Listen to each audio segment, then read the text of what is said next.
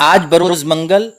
5 مئی جامعہ اسلامیہ اشاعت العلوم اکلکوا میں تعلیم حاصل کرنے والے طلباء کو اپنے وطن بہار بذریعہ ٹرین روانہ کیا گیا۔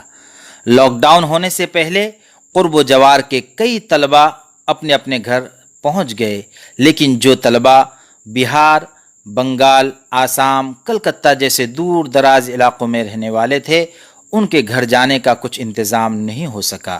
لہٰذا وہ احاطہ جامعہ میں ہی رکنے پر مجبور ہوئے۔ جامعہ کے ذمہ داران نے بڑی ہی فکر اور ذمہ داری کے ساتھ ضلع کلکٹر صاحب سے ملاقات کی اور اپنے یہاں قیام پذیر طلباء کی تعداد سے ان کو مطلع کیا اور ان کے گھر جانے کی ترتیب بنانے میں مشغول ہو گئے۔ کئی دنوں کی محنت اور مشقت کے بعد الحمدللہ بہار کے تقریباً 4000 طلباء کے جانے کا انتظام ہوا،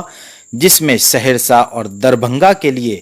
آج 2 ٹرینیں روانہ ہوئی اور آئندہ کل یعنی 6 مئی کو 2 ٹرین روانہ ہوگی جو ارریہ اور پورنیہ جائے گی۔ اس کے بعد انشاءاللہ آسام اور کلکتہ کی ٹرینوں کا بھی انتظام کیا جائے گا۔ ہم تمام ہی ارباب جامعہ پرشاسن کا شکریہ ادا کرتے ہیں، جنہوں نے بڑی ہی فکر اور تندہی کے ساتھ سارے کام کو انجام دیا،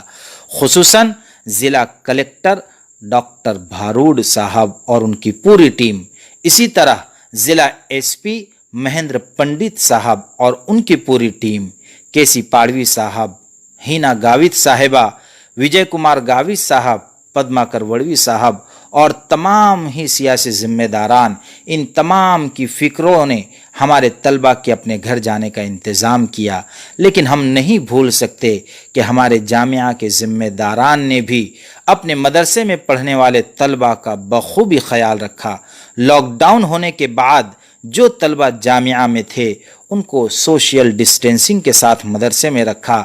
بار بار مدرسے کو سینیٹائز کیا، بچوں کی صحت کا خیال رکھتے ہوئے بار بار بچوں کا چیک اپ کروایا اور مستقل ان کو اپنے وطن روانہ کرنے کے لیے ارباب حکومت سے رابطے میں رہے۔ خاص طور سے مولانا محمد حذیفہ وستانوی صاحب کئی دنوں سے مستقل اسی فکر میں لگے تھے کہ ان طلباء کو بخیر و عافیت اپنے وطن روانہ کروایا جائے، تاکہ ان کے والدین کی آنکھیں اپنے بچوں کے دیدار سے ٹھنڈی ہو سکے، اور ان کی یہ محنت رنگ بھی لائی کہ آج جب طلباء اپنے وطن روانہ ہو رہے ہیں تو ان کے چہرے کی مسکان دیکھ کر ہمیں بھی خوشی کا احساس ہو رہا ہے، اور خوشی کا یہ عالم ہے کہ مولانا غلام محمد وستانوی صاحب اپنی تمام تر پیرانہ سالی کے باوجود، بیماری کے باوجود، سخت گرمی کے موسم میں روزے کی حالت میں پوری دوپہر ریلوے اسٹیشن پر آ کر بچوں کو الوداع کر رہے ہیں اور دعا دے رہے ہیں کہ میرے یہ بچے صحیح سلامت اپنے گھر پہنچ جائے۔ ہم دعا کرتے ہیں کہ اللہ تبارک و تعالی حضرت کا سایہ دیر تک ہم پر باقی فرمائے۔